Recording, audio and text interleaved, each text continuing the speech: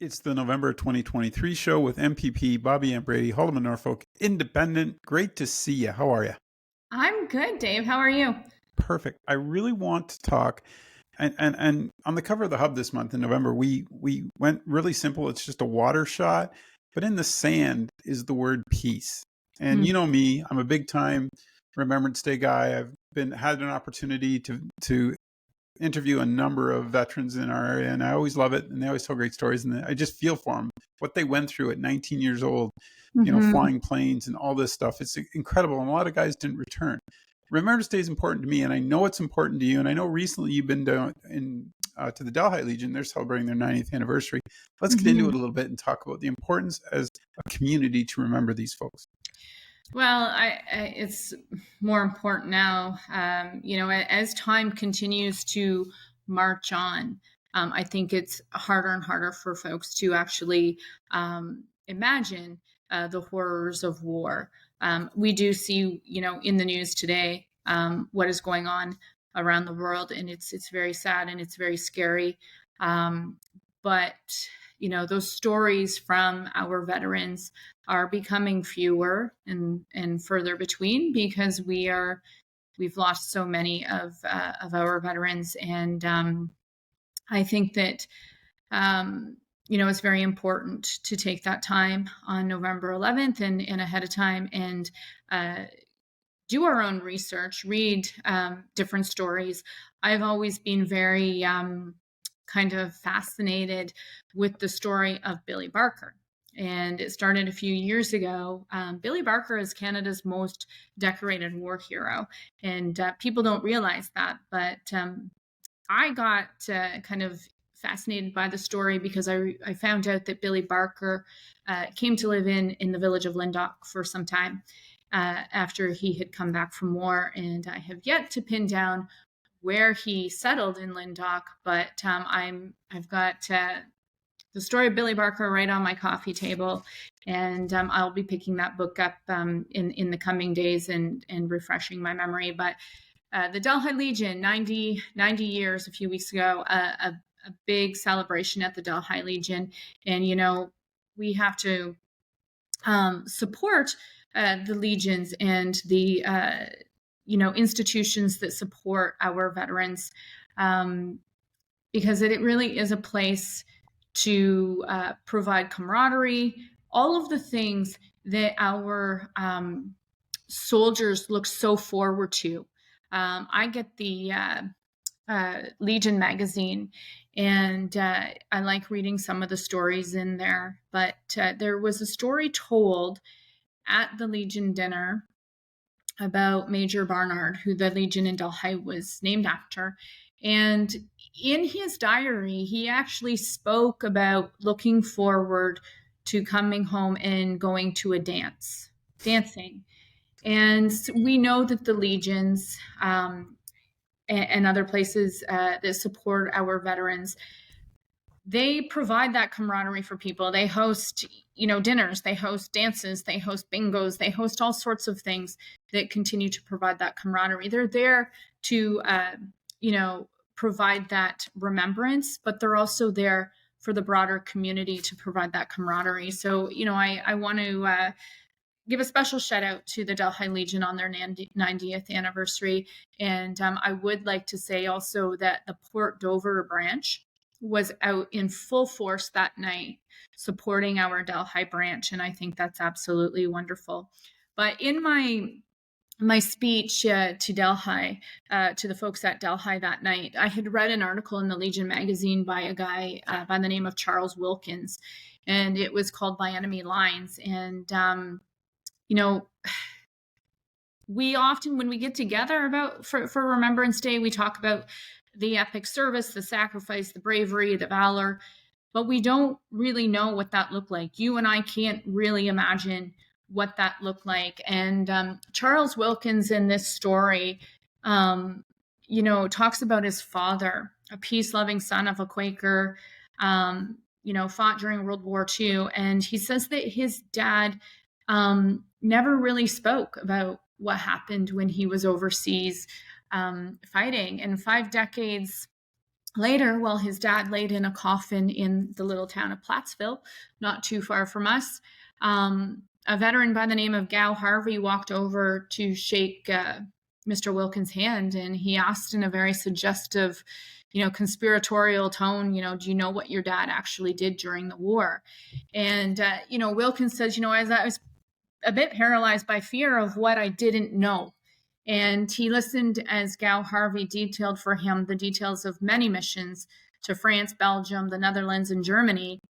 And at the heart of this young man's dad's war record were 5 largely unspeakable months in late 1944, during which he fought the famously vicious Italian campaign, which was, we know, a 22-month death match with the Germans that began in the summer of 1943. Anyway, at 50, Mr. Wilkins says, had I not met Gow Harvey at my dad's funeral, I would have never known why my dad was so quiet, why my dad didn't like the questions, why we weren't able to ask the questions. Anyway, it's an incredible story. I've gotten off on a bit of a tangent, but if anyone has the opportunity to Google that story, it is a very, very fascinating story and really drives home that we don't understand. And I think that it's incumbent on us all to do our research, to open our history books and do our Googling on history sites and read some of these stories before we actually, go out on November 11th and stand at a cenotaph. I remember in 2000, I'm going to say 9, 10, 11, 12, I did a story on Ike Hewitt, who's from Simcoe, and Ike was just one of those incredible people. But one of the stories that really took me back, and when we were talking about this word peace, was in the back of his diary was a typed out letter. And one day when I was at his house, I found it and I asked him about it. And I said, "What's this all about?" I said, "It looks like you helped a fellow soldier who was a Canadian soldier who was in trouble." And he told me the truth behind the story. He wouldn't let me print the story. I finally was able to print it after he passed. Ike's been gone a number of years now.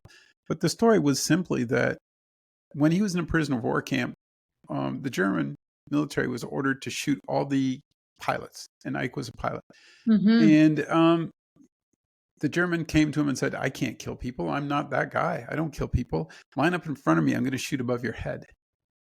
So the order was rescinded just at the last minute. They never had to do this. But then a week and a half later, 2 weeks later, this fellow from Germany was sent to the front lines. He asked Ike for a letter in case he got captured, saying that he had spared his life. Ike wrote the letter and gave it to him. Sure enough, the guy was caught, but the guy spoke 6 different languages, went on to help the Canadian side, the Allied side, fight the Germans. After the war, the guy had nothing. His family was wiped out and everything. Ike had sent him money to help him rebuild his life. But he would not share that because he didn't want people thinking he was a Nazi, a German sympathizer. And I said, "No, that's called empathy, Ike." Right, 100%. That's called caring about another human being. And I think that part gets lost a lot too, because a lot of these folks didn't want to be there. Let's face it. They were forced. In one of the stories in this piece by Wilkins, talks about how his dad, the only story that he knew that his dad shared with him was when he was 12. And it was how a communications wire he and his men had laid down had been broken by exploding shells. And he was attempting to impart a moral principle. And the gist of things was that if he sent one of his men to mend the wire, he would never been able to live with himself had something happened, had the guy been seriously killed or injured.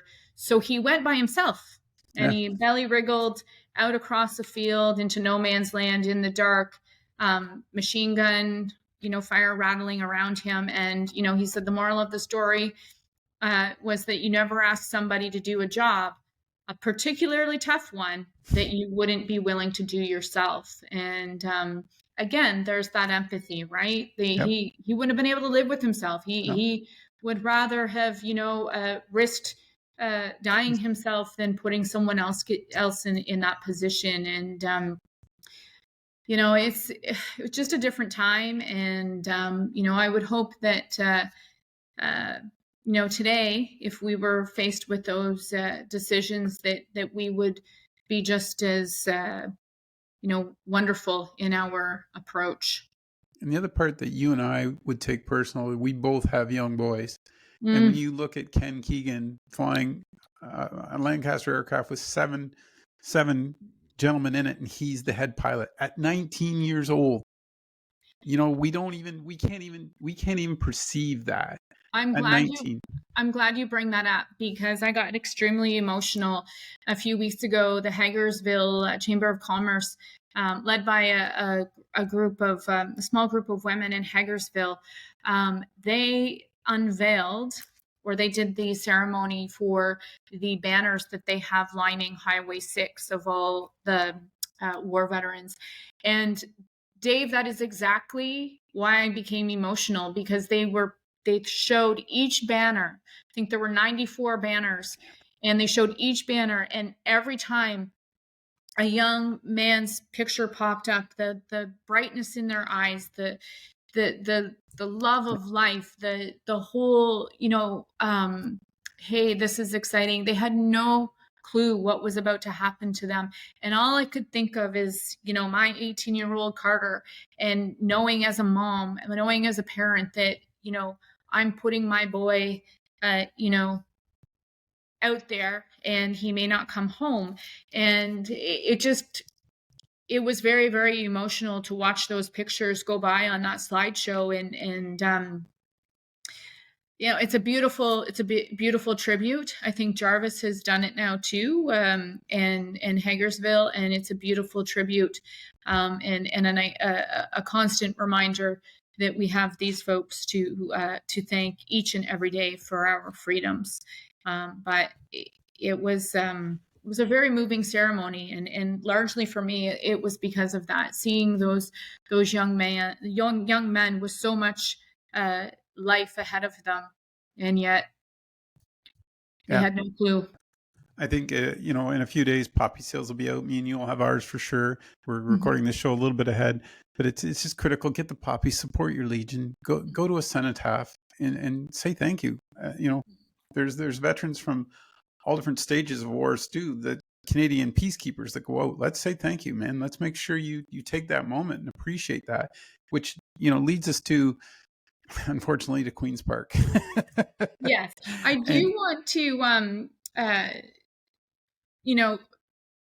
give a special shout out to, not only do we have our legions, but we have our Army, Navy yep. organizations, and we have a really good one, a strong one in Simcoe, and we have to support all of those folks who work so hard to make sure that we all do our part in remembering and being grateful, and also creating that camaraderie in our community.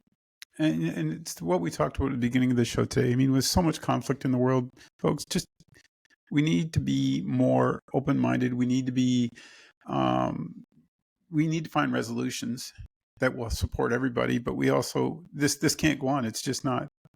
I'm tired of seeing young people die for something that means nothing. You know what I mean? Like, it's time. Mm-hmm. And governments, I know they got to do their part too. I know that you speak in the House on these things, and it's important that we keep that alive. That people need to remember that yes, we can sort of resolve these conflicts, but we've all got to work together on it. Right. And it's disheartening to watch politics at play. And people will say, well, you're a politician. There's always going to be politics. But when being right, when digging your heels in, is not the right thing to do for the majority of people, it really, really becomes disheartening. And, we had quite a raucous question period today. And, I sat there and I just think to myself, everyone's yelling, everyone's bickering. What return is there for the taxpayer? If people actually knew what happened in this chamber for the most part on a daily basis during question period, you would be even more cynical of politicians, more cynical of the process. And, I'm saying that as somebody who sits there and listens to this. My 18-year-old Carter is here today, along with his friend Brady, and they're both quite political kids. And but they came back from question period. I met them outside the house after question period, and they said nobody answered a question. And I kind of giggled. I said, well, yeah, that's why it's called question period, not question and answer period. And if it's just not fair to the taxpayer. It's not fair at all when a legitimate question is being asked, when someone isn't playing politics with their question. It's just so disheartening that there's no answer. It's the speak of the House, right? Like, I mean, it's the majority government. They get to say what they want, but there's Mm-hmm. no. Why is accountability so low? Like, why is it not answer the question the best you can at that time? Like, why Mm-hmm. is that so distant to them? I'm just curious. I'm not sure. I mean, all parties have gone this road, and I don't know historically what question period would have looked like. I know what it looked like when I started over 24 years ago. Sometimes it seemed like you were getting a bit of an answer, but political parties have all gone to this whole idea of just messaging, right? And I know they're taught. They take courses on this. This is how you change the channel. This is how you actually just put out there what you want people to hear, right? So they use their messaging and they just continue to repeat their message so that you're distracted, and eventually you forget what your original question was. You forget there was even a question because they just continue to repeat their messaging. And they're trained to do that. And I don't know. I'm not certain I'd be very good at that, because I think that the taxpayer really deserves answers. There are a lot of critical issues in this province right now, and we sit in question period and we talk about the green belt, and which needs to be talked about. Don't get me wrong, but it's been handed over to the RCMP, and I say let the RCMP do their investigation and let us get on in question period with other issues that are, I feel like the whole thing is just a distraction. There are issues going untouched Yeah. up here at Queen's Park. For example, Monday, we have the Ontario Autism Coalition was up here at Queen's Park, and issues that are really affecting families, cost of living, are not being discussed in the Ontario legislature, because we sit there and we yell and scream about the green belt, which is now in the hands of the RCMP. I guess the one good thing at all this is that you sitting as independent, you can ask those questions. So Sure. if they're not willing to answer them, it's only looking bad on them, I Mm-hmm. would think.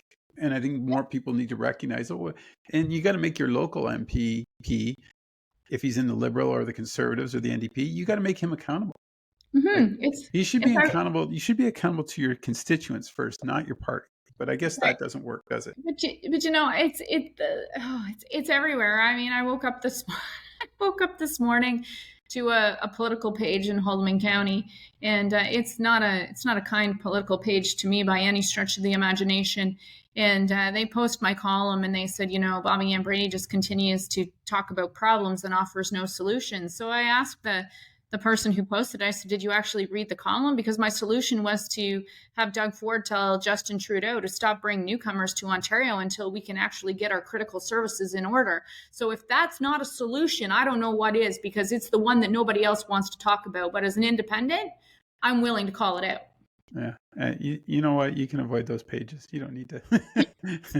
Oh, I I mean, think that's sometimes it's as long as you can have fun with it, I guess. But I mean, well, I think, yeah. but it's the We idea of wonder getting why stuff kids accomplished. bully. We wonder why we have a problem with bullying. It's because Yeah. adults bully too. Yeah, they do. They forget. They forget the Mm-hmm. rules. You've been busy.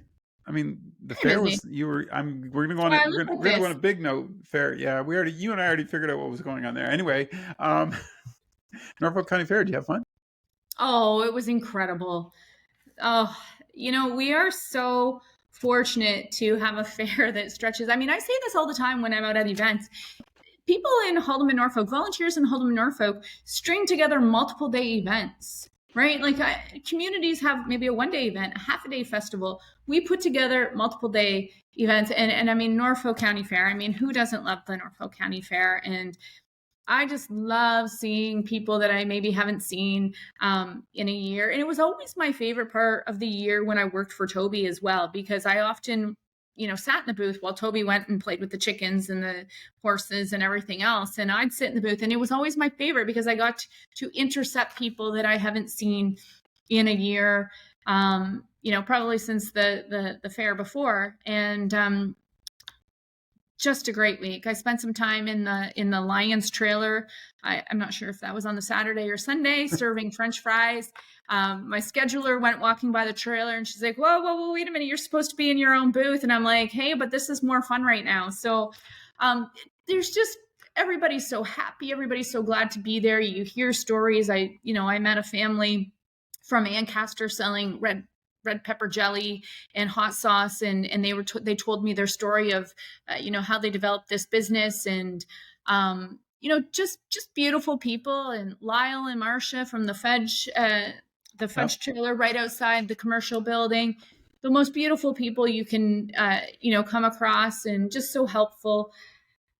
It was amazing. Did you get to Caledonia too? You went down to Caledonia, I Oh, I believe. went to Caledonia Fair. You're at all of them. Yeah. When aren't you? You know who visited me at Caledonia Fair? No.